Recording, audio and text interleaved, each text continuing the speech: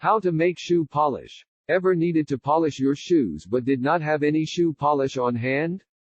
Don't fret, you can make your own shoe polish at home. Best of all, you have complete control of the ingredients and will exactly what's in your little jar of shoe polish.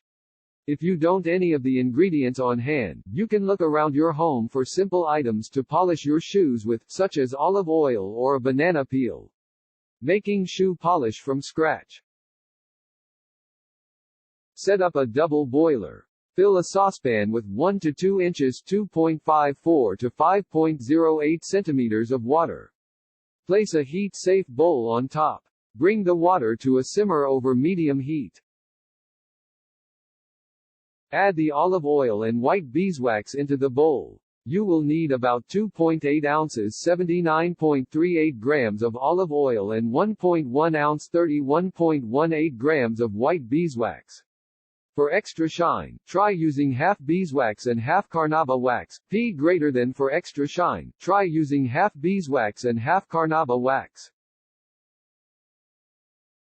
Stir the olive oil into the beeswax as it melts. As the beeswax heats up, it will start to melt. Once it melts completely, give it a stir so that it blends in with the olive oil.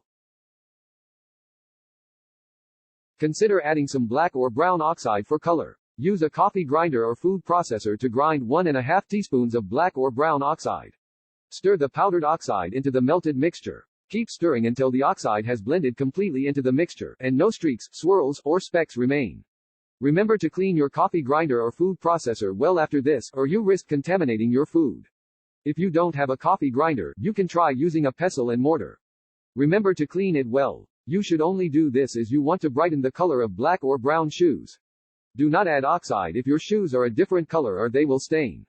Remember to clean your coffee grinder or food processor well after this, or you risk contaminating your food. If you don't have a coffee grinder, you can try using a pestle and mortar. Remember to clean it well. You should only do this as you want to brighten the color of black or brown shoes. Do not add oxide if your shoes are a different color or they will stain. Pour the mixture into a small container. Make sure that the container is large enough to hold all of your shoe polish.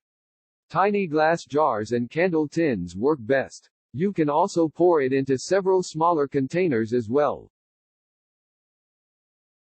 Let the mixture harden. This will take about 45 to 60 minutes. Once it hardens, it is ready to use.